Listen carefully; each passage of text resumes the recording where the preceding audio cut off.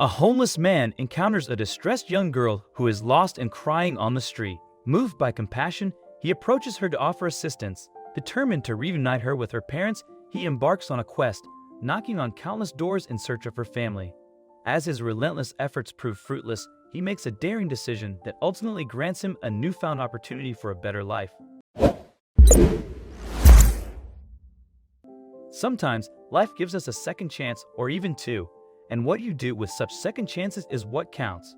One homeless man's story is proof of how those second chances have the power and magic to transform bad days into good days. Jonathan had been living on the streets after losing his only home in a catastrophic flood 15 years ago. He lost his very faith in life, let alone the ability to dream about getting a second chance to improve his living conditions.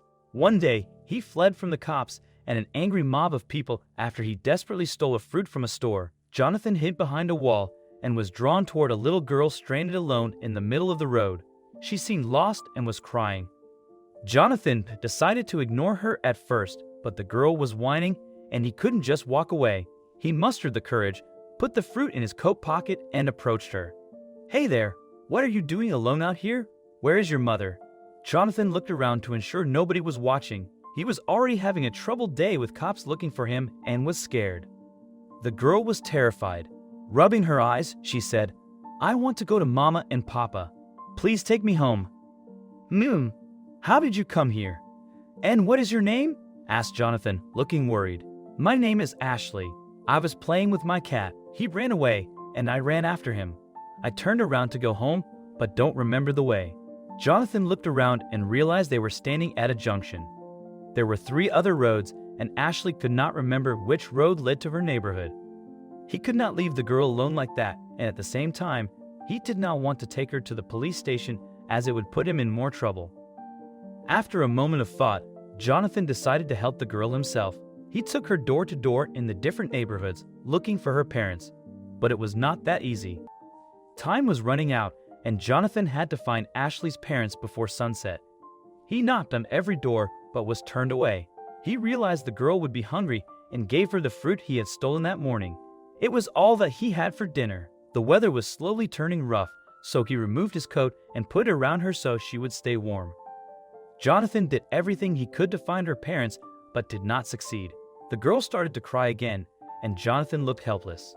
He could not afford to let the child spend the night with him on the street, so he made a willful decision.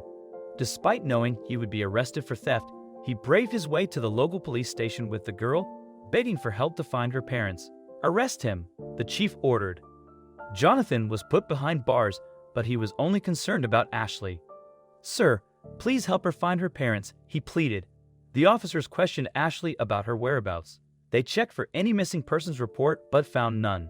Later, they got a call from another police station in the same town about a couple who had filed a report for a missing child.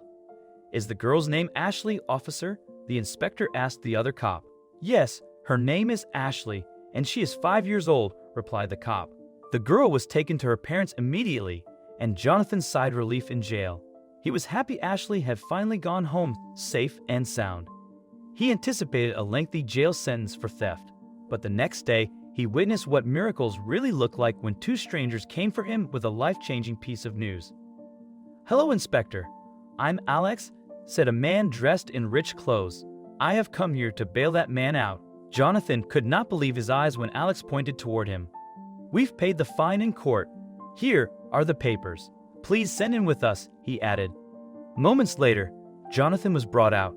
He did not understand what was happening until the couple offered a reward that would turn his life upside down and ward off all his miseries. "Hi, I'm Alex, Ashley's father, and this is my wife, Samantha." "Jonathan, my daughter told me about you last night. I'm deeply grateful to you for helping her out yesterday. We cannot imagine what would have happened to her if you hadn't found her." "Thank you so much," said Samantha. Jonathan was overwhelmed by their gratitude. He thanked them for bailing him out when another surprise unfolded. "We have a small outdoors that we want to rent to you. You can stay there for free," offered Alex, bringing tears of joy to Jonathan. "Oh my God, really?" he cried. "Yes, I know it's nothing compared to your help, but please accept it." If that were not enough, Alex also offered Jonathan a job as a security guard with a decent salary. "Thank you so much. I don't know how to repay you for your kindness," sobbed Jonathan.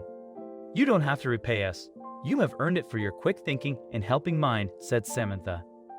Jonathan gratefully embraced the generous offer and joined the compassionate family. From that moment forward, his hope rekindled, and he began to have faith in the possibility of miracles.